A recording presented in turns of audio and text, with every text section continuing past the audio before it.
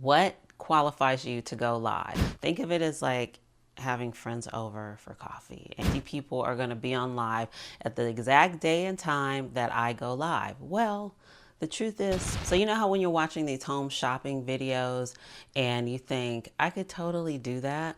Well, guess what? You actually can right here on YouTube. So we've been talking about if YouTube makes sense if you have a product-based business. And this is the wrap up of the series. This is the last of 6, and I want to talk about selling live. And the good news is that selling live works even if you do not have thousands of followers yet.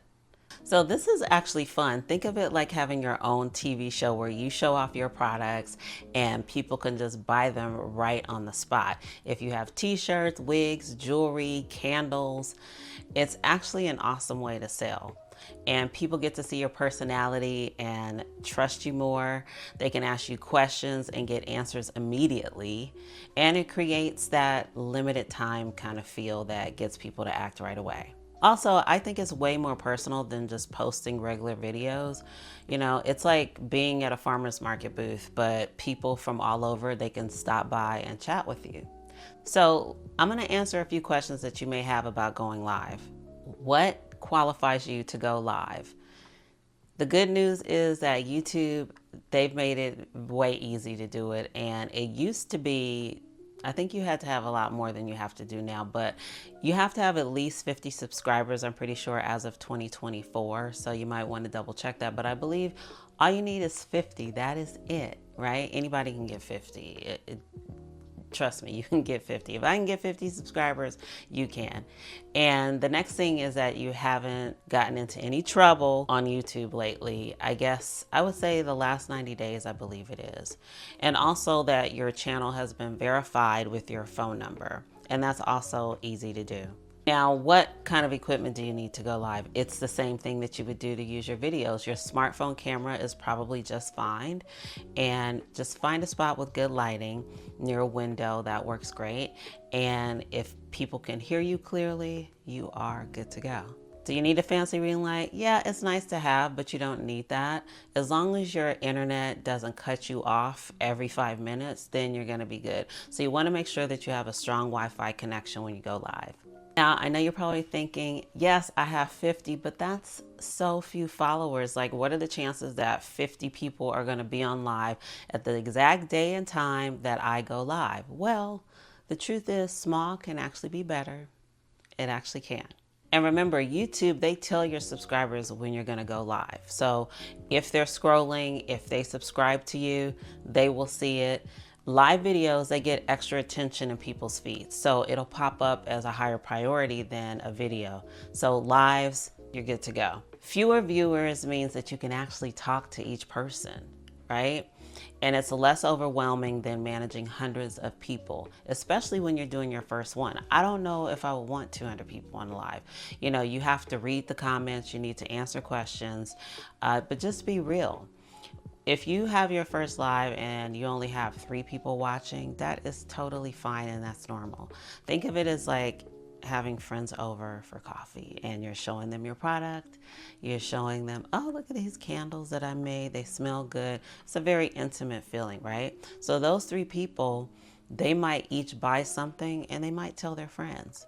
I read about a girl who only had 87 subscribers. She did a live with her handmade candles and she made $300 in her first stream because she knew exactly who her people were. She knew exactly what they wanted to see, and $300 is not bad for your first live. So how do you actually do a live? Before you hit that go live button, pick 2 to 4 of your best products. Don't try to show everything.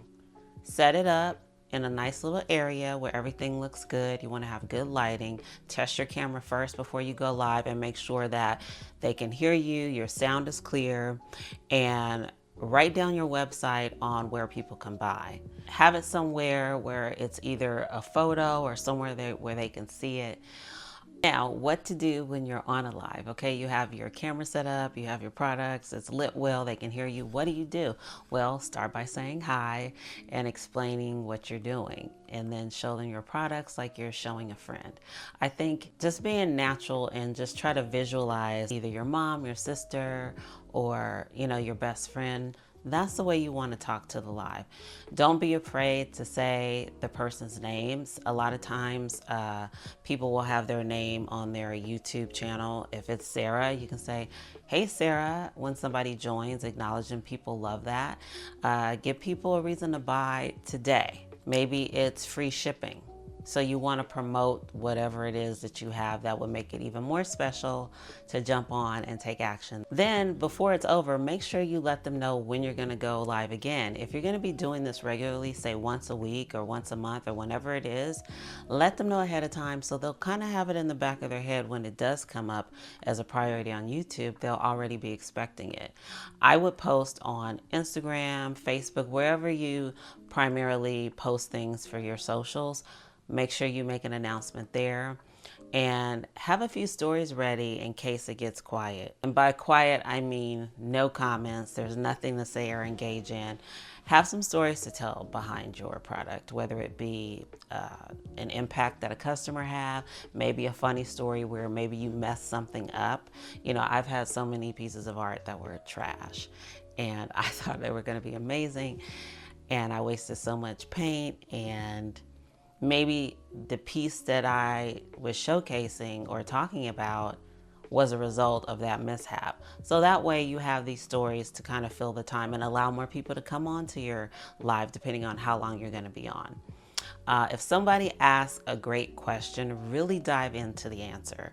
That way they know that you heard them, they feel engaged with, and 9 times out of 10, somebody else probably had the same question. How do you actually make a sale? You can make it interactive and ask people where they're watching from. Like, you know, they might be in Australia or they might be on a different coast. You can ask them to raise your hand in the comments if they've tried your product before and run a little poll like, should I show the blue one or the red one first if you have a t-shirt? Or do you want to see bob wigs or curly wigs?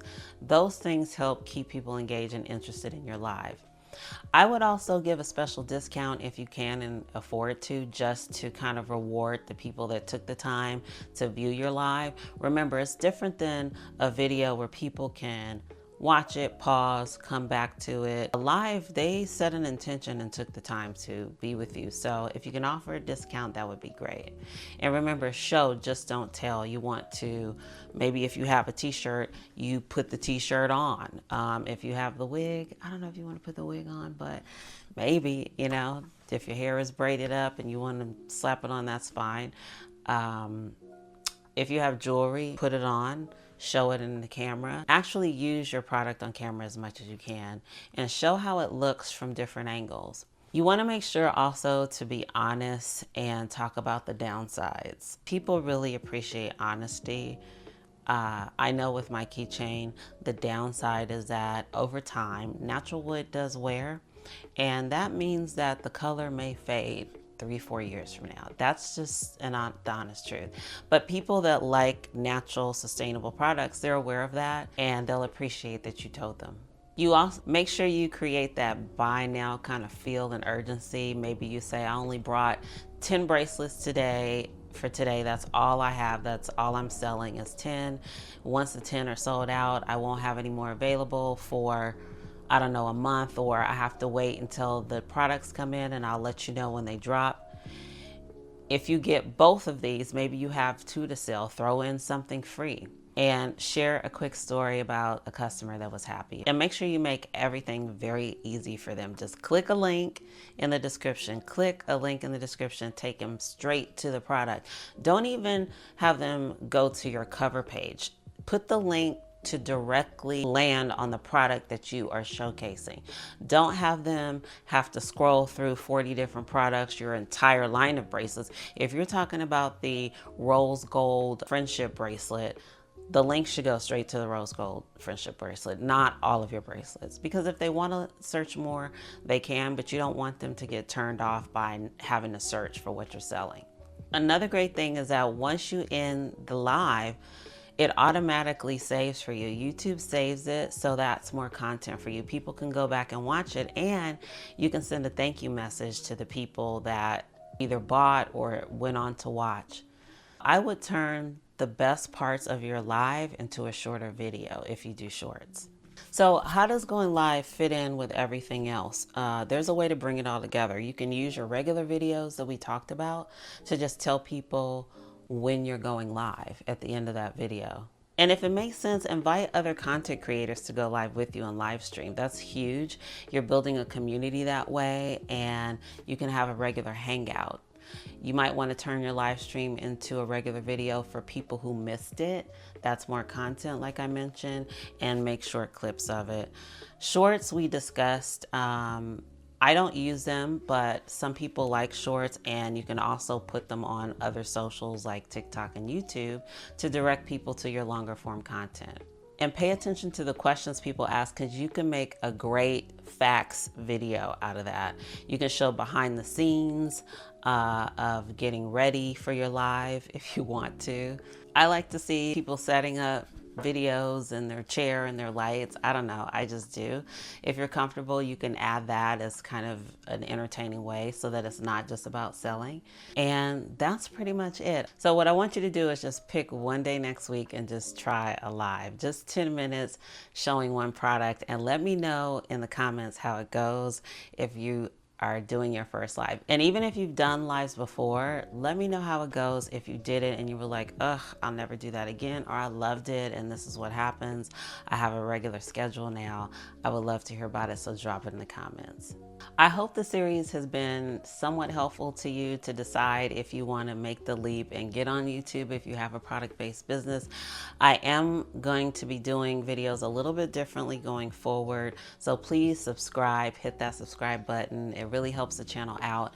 And when I say that I'm changing the channel, it's going to be less about productivity and it's going to be more geared towards mindset, because I realize regardless of all the tools and the strategies, for the audience that I talk to, that I relate to, the over 45, over 50, that is trying to make a shift, and we have so many responsibilities and time limitations. It's hard to break habits. We've been in a certain pattern for years, and everything just seems like a dream in the back of our mind, and every day, today is the day we're going to have a new start, right? So I'm adding to my brand, and it's also going to be a mindset shift and reset focused that also complements my actual physical product, the keychain, because the keychain represents dreams. It represents not giving up. It represents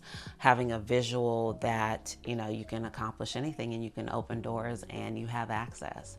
So stick around. I hope that you continue to go with me on YouTube and see where this takes us in the video. Again, I so appreciate your time. Thank you for subscribing. Thank you for watching. I'll see you in the next one. Bye.